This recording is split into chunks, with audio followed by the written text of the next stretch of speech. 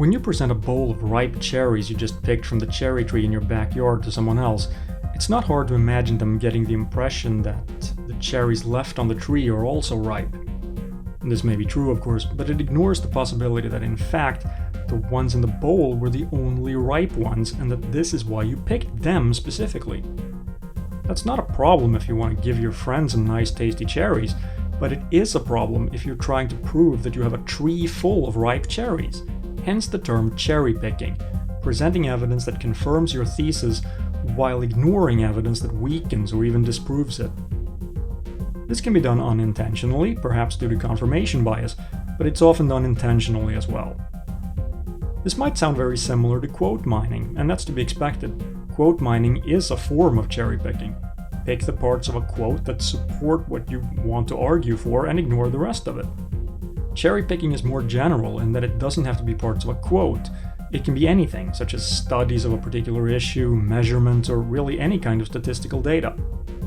It's an attempt to draw a general conclusion from a non-representative sample, but unlike with other forms of false generalizations, here the selection method is to deliberately handpick the data points that support the thesis after the data has been collected. In a court of law, both sides cherry pick. This is, for better or worse, by design.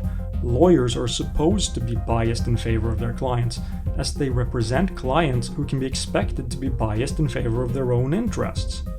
It's the judge or jury that's supposed to analyze the evidence that's been presented and draw conclusions from it.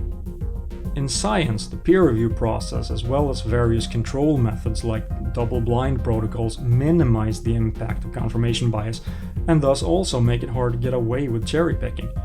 This is also by design. In pseudoscience, on the other hand, cherry-picking is pretty much standard practice because the goal is to support a desired conclusion, not to follow the evidence where it leads, as in real science.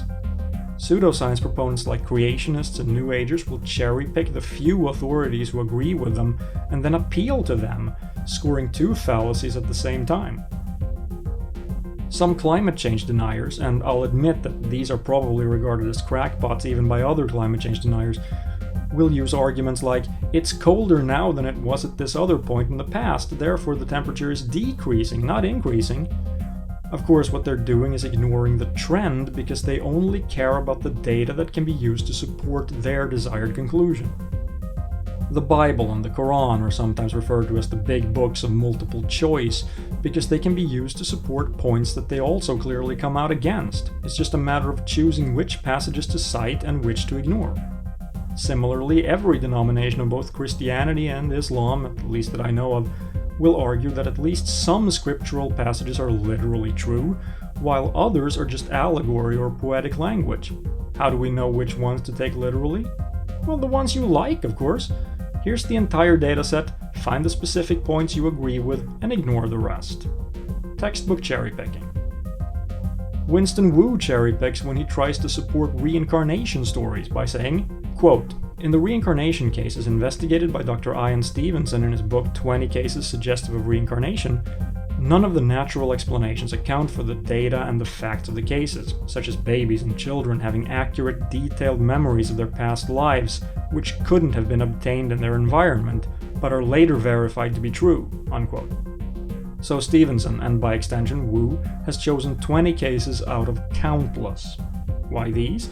Why? Because the stories told by the children in these cases just happen to be accurate. The cherry-picked sample is small enough to be dismissed as chance. Wu also cites stage magicians who claim that Uri Geller's powers must be real because they can't duplicate his tricks, ignoring the fact that other magicians, like James Randi, can duplicate them.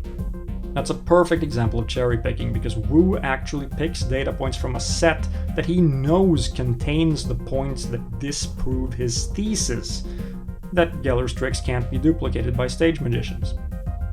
Until next time, stay logical.